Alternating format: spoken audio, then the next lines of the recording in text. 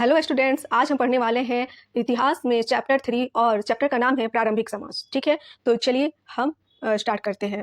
आपने इसका पहला पार्ट तो देख ही लिया होगा और ये जो बुक है बिहार बोर्ड की किताब है। तो चलिए शुरू करते हैं। चैप्टर का नाम है प्रारंभिक समाज। और यहाँ रितेश और प्रकाश आपस में बात कर रहे थे। रितेश बोलता है, प्रकाश यह बताओ कि मानव इस धरती पर कैसे आए। तो फिर प्रकाश बोलता है, मेरे पापा मम्मी कहते हैं कि हम सभी ईश्वर की संतान हैं और उसी ने हमें धरती पर भेजा।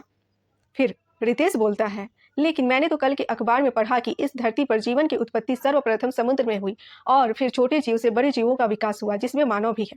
प्रकाश बोलता है, तब हमारे पूर्वज कौन थे, देखने में कैसे लगते थे और मानव का प्रारंभिक जीवन कैसा था। मनुष्य जिस तरह से आज रहता है उससे तो आप परिचित हैं, लेकिन क्या आपने सोचा है कि हमारे पूर्वज हजारों वर्ष पहले कैसे रहते थे। समझने की कोशिश की आप सभी ने या जानने की।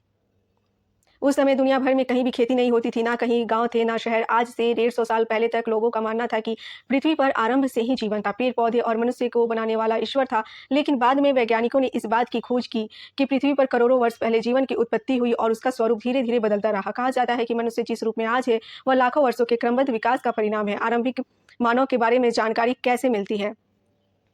हजारों साल पहले जो लोग रहते थे उनके बारे में ठीक ठीक तो नहीं जानते हैं, लेकिन उस समय की बची हुई चीज़ों को देखकर और अपनी सूझबूझ से कुछ अनुमान जरूर कर सकते हैं। इस काम को पुरातत्ववेत्ताओं द्वारा उस समय के लोगों के द्वारा प्रयोग में लाई गई जो वस्तुएं थी, जो औजारें थी, जो कलाकृतियां थी एवं उनके निवास स्थान का जो पता लगाया जाता है वह सहायक है। इस विषय में आप पिछले अध्याय में पढ़ चुके हैं। उस समय के लोगों की जीवन शैली को जानने के लिए आज भी उसी माहौल में रह रहे शिकारी समाज के लोगों का विद्वानों ने अध्ययन किया। आज भी दुनिया के कई जगहों में शिकारी समाज के लोग रहते हैं। भारत में केरल, आंध्र प्रदेश, मध्य प्रदेश, झारखंड आदि प्रदेशों में ऐसे लोग रहते हैं। भारत में आरंभिक मानव कहाँ रहते थे, तो आप लोग यहाँ इस मैप में देख सकते हो कि कहाँ रहते थे। ठीक है, भारत में पुरातत्ववेत्ताओं को अतीत की कई मानव बस्तियां मिली हैं।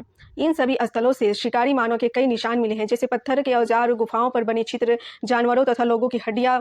गुफा ही उनका बसेरा था। मध्य प्रदेश में भीमबेटका, बुढ़नी, पंचमढ़ी, भेड़ाघाट, महेश्वर उन स्थलों के उदाहरण हैं। कई पुरातन नदियों और झीलों के किनारे पाए गए हैं। आरंभिक मानव की जीवन शैली को हम लोग जानेंगे।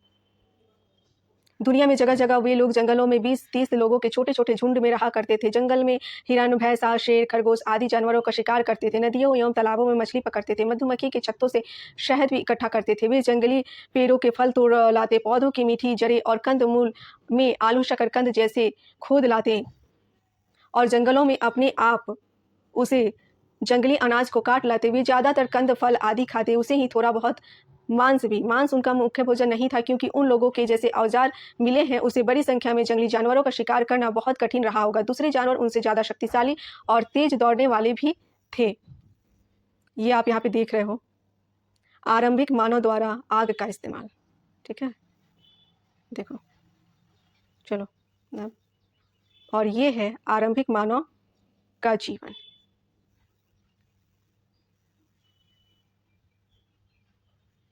आरंभिक मानव को पहनने की चीजें भी जानवरों और पेड़ों से ही मिलती थी। वे जानवरों की खाल साफ करके पहनते थे या पेड़ की पत्तियों और छाल से शरीर ढक लेते थे।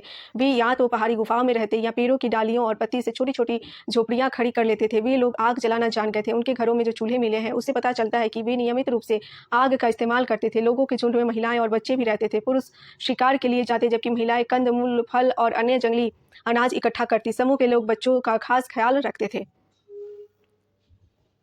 बांट कर खाना। आरंभिक लोग साथ साथ शिकार करते थे, क्योंकि अकेले जानवरों को मारना कठिन होता था। भोजन लोगों द्वारा समूह में ही इकट्ठा किया जाता था, उसे सब लोग मिल बांट कर खाते थे। यह बहुत जरूरी बात थी, क्योंकि जंगल से क्या मिलेगा इसका पक्का भरोसा तो होता नहीं था। उस समय लोगों के कई समूह अलग अलग क्षेत्रों में रहते थे। उनके बीच शिकार और भोजन प्राप्ति को लेकर छोटी छोटी लड़ाइयाँ भी होती थी। कुल मिलाकर उस समय के लोगों का जीवन बहुत आराम से बीतता होगा। मुख्य काम भोजन इकट्ठा करना था, जो जंगल से प्राप्त हो जाता। इसके लिए उन्हें बहुत अधिक परिश्रम नहीं करना पड़ता था। ठीक है, आरंभिक मानव के जीवन का महत्वपूर्ण पक्ष इधर उधर घूमना। एक समूह में रहने वाले आरंभिक मानव एक सीमित क्षेत्र के भीतर घूमते फिरते रहते थे। यह दायरा उनके निवास स्थल से चारों दिशाओं में होता। ये लोग छोटे छोटे समूहों में बंटकर चारों दिशाओं में जाते। इसके पीछे एक निश्चित वजह होती थी, जैसे एक खास क्षेत्र में फलों, पौधों और जानवरों की संख्या उपलब्धता सीमित रहती थी, जिसे वे समाप्त कर देते थे। अतः भोजन की तलाश में वे इधर उधर घूमते थे। वे जानवरों के शिकार करने के क्रम में भी उनके पीछे पीछे चले जाते। उन लोगों को पेड़ पौधों में फल फूल आने का मौसम पता था, इसलिए लोग उनकी तलाश में उपयुक्त मौसम के अनुसार दूसरे क्षेत्रों में घूमते थे। संभवतः आसपास के जल स्रोतों जैसे नदियों, झीलों आदि के सूख जाने के कारण भी पानी की तलाश में इधर उधर जाते होंगे। वे लोग अपनी यात्रा पैदल ही किया करते थे। आरंभिक मानव के औजार। शिकारी मानव के पास कैसे कैसे हथियार और औजार थे, जरा सोचो।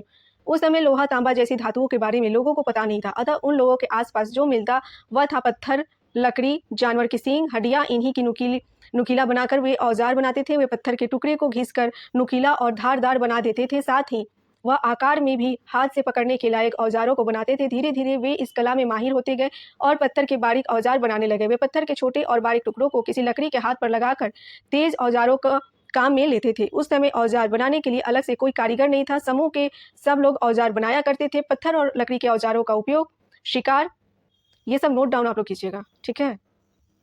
और यहाँ पे आप लोग देख रहे हैं जैसे कि आरंभिक मानव के द्वारा जो चित्र बनाए गए हैं, उस चित्र को आप लोग देख सकते हैं।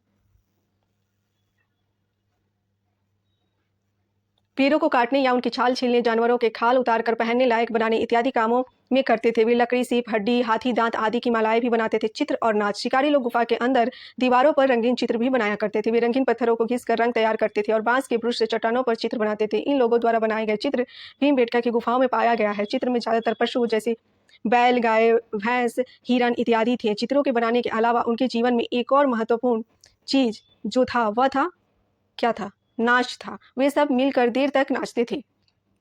अब चलिए, पैसरा का सूक्ष्म निरीक्षण। पैसरा बिहार के मुंगेर जिले में स्थित है। यहाँ पर आरंभिक मानव से संबंधित पुराने स्थल मिले हैं। यहाँ से यूरोप, फ्रांस में पाए जाने वाले आरंभिक मानव के औजारों की तरह ही औजार मिले हैं। पैसरा संभवतः आवास और निर्माण स्थल था। ये काफी इंपॉर्टेंट हो जाता है, इसे भी आप सभी लिख लेना। अब हम जानेंगे नाम और तिथियां। और ये क्या है? तो ये है नवपाषाणकालीन हड्डी के औजार और ये है नवपाषाणकालीन पत्थर के औजार, ठीक है। आप लोग चित्र में देख सकते हैं और जिनके पास बुक हो तो बुक को आगे कर लें, ठीक है। थोड़ा सा अब सही है। जिस काल के मानव के बारे में आपने ऊपर पढ़ा है, उनके जीवन में पत्थरों का स्थान सबसे महत्वपूर्ण था। आपने देखा कि पत्थर की गुफा, उसके औजार, उसी के आभूषण का प्रयोग वे करते। अतः इस काल को पुरातत्वविदों ने पाषाण काल का नाम दिया, ठीक है। पाषाण काल का नाम किसे दिया था, इसे आप लोग बताओगे, ठीक है। चलो, औजार बनाने के तरीकों में जीवन शैली में आए परिवर्तनों के जो प्रमाण मिले हैं, उस आधार पर पाषाण काल को 3 भागों में विभाजित किया गया है। पाषाण काल को कितने भागों में विभाजित किया गया है? तो 3 भागों में। आरंभिक चरण को पूरा पाषाण काल, और इसका जो साल है लगभग 20 लाख साल से 14,000 साल पहले तक का माना जाता है। इस समय लोग शिकार और भोजन संग्राहक के रूप में अपना जीवन बिताते थे। आग का आविष्कार एवं अस्थायी आवास इसी काल में उन्होंने शुरू किया।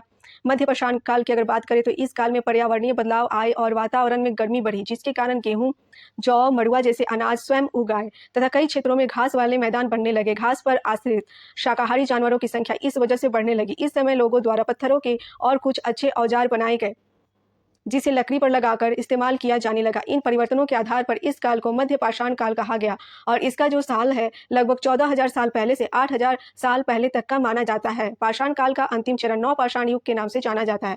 इस युग में मानव के जीवन, उनके रहन सहन तथा कला कौशल में बड़ा बदलाव आया। आप इसके विषय में अगले अध्याय में पढ़ेंगे और इसका काल है 8,000 साल से 3,000 साल तक का माना जाता है। तो ये था चैप्टर 3 जो कि हो गया है कंप्लीट, और आगे के वीडियो में हम लोग चैप्टर 4 पढ़ेंगे। तो जो भी चीज़ें हैं आप उसे कंप्लीट करते जाओ, फिर आप इस एग्जाम को आसानी से क्रैक कर लेंगे। जो भी चीज़ें मैं बताती हूँ उसे आप फॉलो करो। और जैसा कि मैंने आपको बताया है कि इस चैनल पे हम लोग जीके जीएस और मैथ और रीजनिंग पे वर्क करने वाले हैं, तो इसके लिए हमें जो भी बुक्स इंपॉर्टेंट लगेगा मुझे, मैं आप सभी को प्रोवाइड करवाऊंगी इस चैनल के माध्यम से। तो चलिए, मैं आपसे मिलती हूँ नेक्स्ट वीडियो में। धन्यवाद।